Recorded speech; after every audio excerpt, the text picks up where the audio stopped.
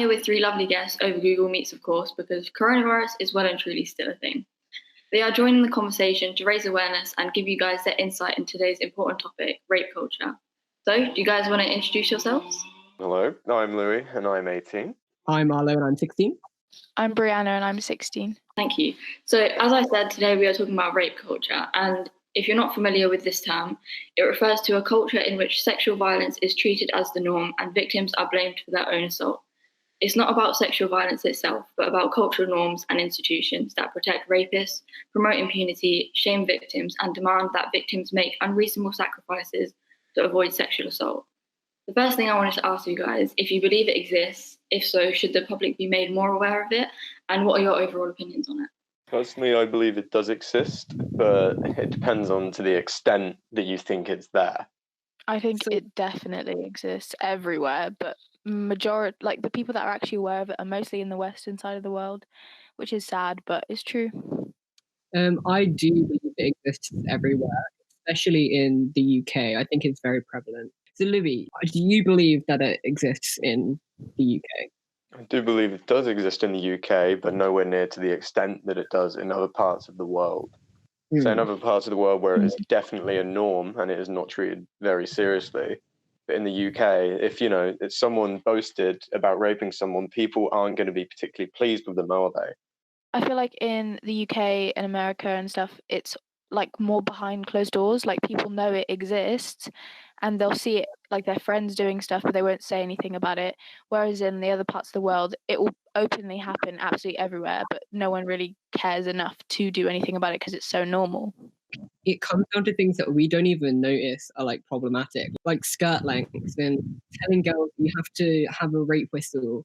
All these things, it's kind of putting the focus on the victims, like it's the victim's responsibility to not get raped, rather than teaching people what consent is. In a school like that I know, there was like these year 7 boys waiting at the bottom of the stairs, look up girls' skirts, and the teachers saw this happening and they decided to not tell the boys off, they told the girls to wear longer skirts. It happens in like clubbing culture as well. Like if you're wearing a certain outfit and then something happens to you, they'll just come at you for wearing that outfit. They'll never look at the perpetrator. It's like the only things that are being treated as a small symptom of it overall and not the overall problem.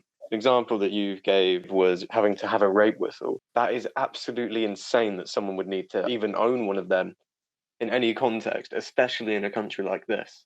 Yeah, my mum gave me mine when I think I was in year 7. I barely even knew what it was. That's so insane. In year 7. I think it's scary how normalized specifically like sexual assault is in schools, because coming from someone who's in a friendship group of all girls, they all had experiences of walking down the hallways and a boy would slap their ass. They would kind of just like act like it was normal, because in society it is normalized. Sometimes they don't understand that that is sexual assault and that's not okay, and you don't have to feel like that. Do you think there's any way to fix this problem, like educate people from a young age? I think it's a place to start. Yeah, I think teaching women and men from a young age will help a lot, because if you drill it into them early, then hopefully it will carry on. Teach girls and boys that no means no when they're like in primary school, and like, you don't have to go into great detail like to terrify them or anything. Yeah. But just make them really aware of what's the most important things, and then they'll hopefully take it on further like in their lives. That very much is a thing that's taught in primary schools. No one, goes throughout their entire life leading up to them, say, being 16 or 18 without knowing what rape is. And very few people would think that it's a good thing. I don't think the problem is knowing what rape is. I think it's people understand that if you force someone to have sex, that's rape, right? Most people would agree with that. But that's not just what rape is. A surprising amount of boys specifically, and I know it's not just boys that are raping people, but a surprising amount of boys don't understand what consent is and don't understand that they have to. It's not about no, it's about yes. Yeah, I mean, it goes both ways for men and women. But in Grand Army, when it happened to her, she didn't say the word no, but she was pushing them off and like all these things, and they just didn't get it. Exactly. And emotional manipulation, that is such a big thing. Or like even blackmail, like, oh well, you were drunk, so like it's your fault and stuff. Like, no, that's not a thing. By law, if you're like under the influence, then it counts as rape. I think so, because when you're under the influence, you don't know what you're doing and you can't consent. I think it's a massive problem actually of boys getting girls drunk specifically to sleep with them. If you gets drunk to the point where they can't walk or talk properly for them to have sex with you, they didn't want to have sex with you. Even if, like, say you were going out with them, if they were that intoxicated, it's probably not a good idea to, have sex at all. Yeah, So in a situation like that, it's probably best to just get them to drink some water. If a girl got a boy drunk and then slept with him, people wouldn't bat an eye. People tend to just not really care that much about it. Yeah, that's a side effect of the patriarchy and rape culture, of like seeing that women can't have control over men and men can't be victims. Like that is another part of it. So you're right. And then people would probably say to the boy, "Oh, why would you turn down sex anyway? Like you'd want that surely." Stuff like that, which also kind of links to like toxic masculinity. Yeah, that's a whole nother story. Would you not agree that when men are victims of sexual assault, it's not taken seriously? And the reason for that is because that men are put on a pedestal of power, and once that power isn't there anymore, they're seen as weak and shameful. Exactly. It's not normalized for men to want to come out against different things and want to like express their emotions to that level. Well, that's because men are brought up and they are nowhere near as encouraged to, show their feelings or show what they really want. Of toxic masculinity. Yeah, that's again, like, I think this all should be taught from a young age, and it's just not. To an extent, that is changing over time. It is becoming less and less normalised. It's more normal for boys to express themselves now. For us in our country and in countries near us, but the rest of the world, that is not a reality to them. Well, what can anyone do about this then? Talk about it, be an activist, like share their information, share stories, share the effects, share the side effects, share everything. Everyone has a problem, just we happen to have the facilities to be a little bit more aware, but I wouldn't say fully at all. Yeah. Why would we focus on our own situations, like, say, someone being catcalled here when someone in, say, some Middle Eastern countries could be stoned to death just because of their sexuality? Surely that's a much larger issue that people need to focus on. But then we have to start with what we know first. We have to change people's opinions where we are before we can get to bigger places. We should focus on the entire world. Yeah.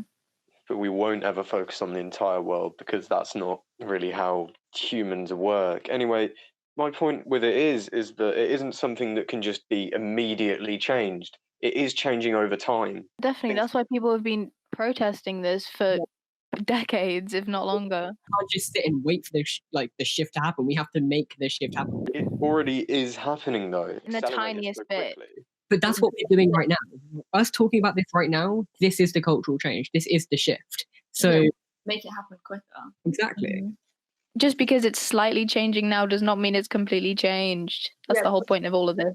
Plus, I think even though it is changing little bit by little bit, you can still be one of the people that, pushes it further. If you take it as a generational thing, each generation tends to have different values and opinions. Even a lot of the older generations, they don't believe any of these things are good, and that's a good thing. But it's changing over time. It has to be something that is slow moving. I do agree that our current generation is more progressive, but specifically with the issue of rape and sexism, I don't think it's as progressive as we like to think.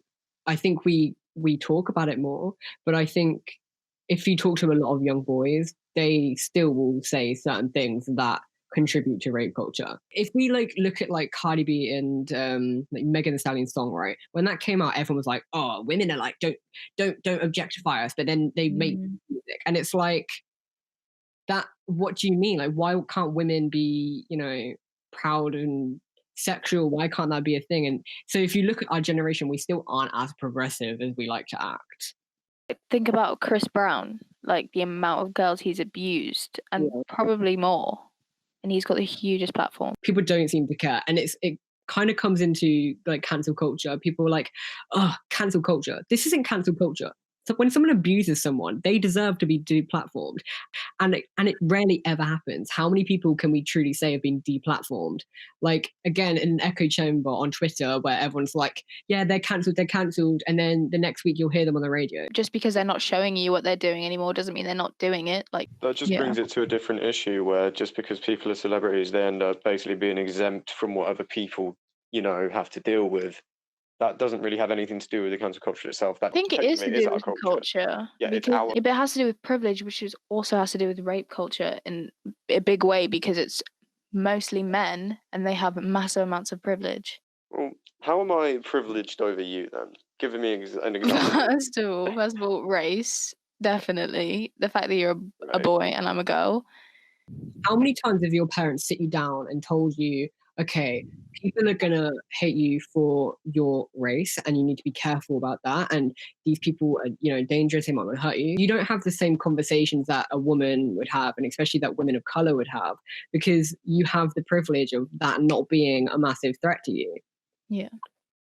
I think what we're basing, not just like you, Louis, all of us, myself included, we base like progression on what we can see in our like small echo chamber on like social media and stuff. But in reality, that's not what everyone else is seeing. That's not what everyone else is believing. Are there any specific examples that we'd like to bring up? Recently, there have been a lot of attention in the media within the past few months about the Peru rape case. Have you guys heard about that? Yeah. For our listeners that aren't familiar with the case, on the 29th of October in Ica, Peru, a rape case was thrown out by the judge due to the sole fact that the alleged victim's quote-unquote lacy red underwear suggested the woman was prepared or willing to have sex. It's a different country where it is an awful thing and it is very illogical. It's ridiculous that the judge would throw that away. Like, I'll give this example, like TMI, I don't care. My mum has bought me lacy, different coloured underwear before. Do you think she bought it for the intent of me to go and like have sex with people and get possibly raped? No. Why would she do that? If she knew that was what it was like implying and stuff, which it's completely not, there was no way in hell she'd ever give that to me. I mean, women, girls, they wear like whatever type of underwear they want because it makes them feel comfortable. I think if this is happening at the highest levels of our systems, like literally the place that's meant to get justice, if it's happening up there, then imagine what's happening below it. Imagine what that's sending a message to. Educating young people from a young age, then by the time we get to this sort of level, hopefully it will be fixed. And also, like, people forget, especially this judge, that girls, boys get raped wearing absolutely anything. Doesn't matter what they're wearing underneath or on top, anything. It's so strange, again, going back to like trying to shift it to other countries.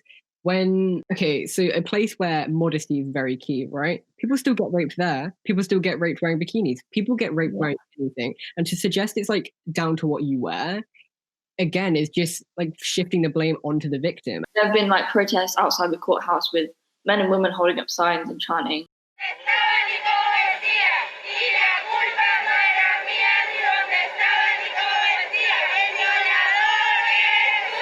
As well as people sharing their thoughts over social media. Some people were saying this type of woman's underwear is normally used on special occasions leading to the moment of intimacy, which gives the impression that the woman was prepared or willing to have sexual relations with the accused. What if she did go into that situation wanting to have sex? What if she got ready that day and was like, yeah, I'm going to have sex, got into the situation when actually I don't want to have sex? Why does that change anything?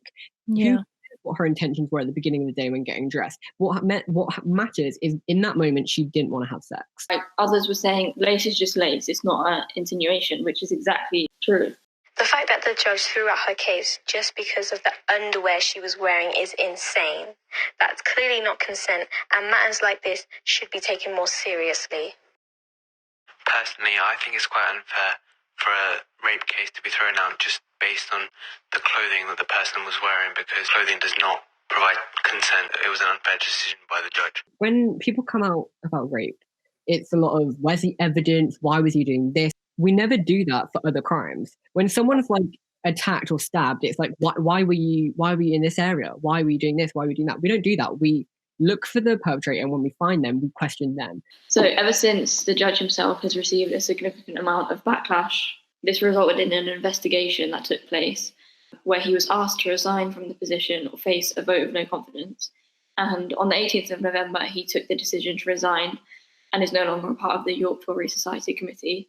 But he allegedly still stands by his ruling. This left the original case to be referred to the University of York Student Union, who will investigate it further. But as of yet, there's no conviction to. The judge's resignation isn't really what matters in that regard. It's the fact that, you know, the perpetrator should be in prison.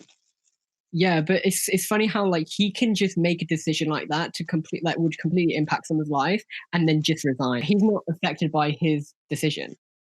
Backtracking to what you said, Lou, before, like, this is what someone posted on Twitter. I reported my sexual assault as I had an actual video evidence because the perpetrator recorded it and the case is being closed as it isn't enough sufficient evidence. Yeah, like the amount of proof you have to get for it to be, said as rape is insane. You literally have the physical proof. They have and if it's not being told it's not enough, what is enough? Yeah, and if you go a few days, weeks, months later, and you don't have any like evidence on your body left, they won't do anything. Yeah, even in Grand Army, by the end of it, the witness literally said, like, that it happened. She was raped, but nothing ended up happening. I think they all should be convicted if they are actually responsible for the crime. But if it can't be proved, then that is, it won't be. Video evidence is proof. Yeah. I wasn't talking about that specific case. In that case, then it is clearly the police's fault, and they should have actually arrested, the perpetrator because there was clear and obvious evidence. But they didn't. I don't know why they didn't. Yeah, but it's the fact that this happens so often. Like you get a significant amount of proof, but it's still not, convicted. Well, then you could revert it back to say like men when men are sexually assaulted. Men, I'm pretty sure in the UK, men legally, technically, cannot be raped. Like they don't have a term for it. It's like the most is like penetrative sexual assault. And do you not think that also comes back to toxic masculinity in the culture? Yeah, I think it's just funny how totally. you bring up points. It always goes back to you just say, men get raped. And it's like, yeah, no one denied that. Why are you any? And you're bringing it up as if you actually care about that outside of this argument, that you actually go and try and do something about it outside of this argument. Well, that's nothing to do with me. I don't have any responsibility to do that. No individual technically has the responsibility to go and do anything, technically. Doesn't mean it's a good thing, but that's just, people being able to do what they want. I guess. Yeah, but if you're saying, like, if you agreed with the point that, people should be educated from a young age, then you could be a part of that educating. That's just trying to shift. That's just trying to basically put responsibility onto people. I'm not responsible for any of it. Because, like, you're agreeing with stuff and you're saying, like, stuff should change, but then you're not going out to try and change any of the stuff. Because that's ridiculous. I don't have to. Who's going to change yes, it? I agree. But then surely don't bring that up. Then don't say this needs to change, this needs to change. Like, everyone needs to do this and that. But it isn't, my issue. It isn't my responsibility to do it. I'm not responsible for all of these things that have happened to people. And that's where it comes down to privilege. It's if it's not my problem, then I'm not going to do anything about it. If it's not happening to me, then I'm not going to do anything about it. I think that's a good place to leave it. Today we've uncovered a lot, and I think we've got a lot of work to do. Okay, so thank you all for listening, and to my lovely guests for joining me. And we hope to see you in the next episode. Adios. Bye.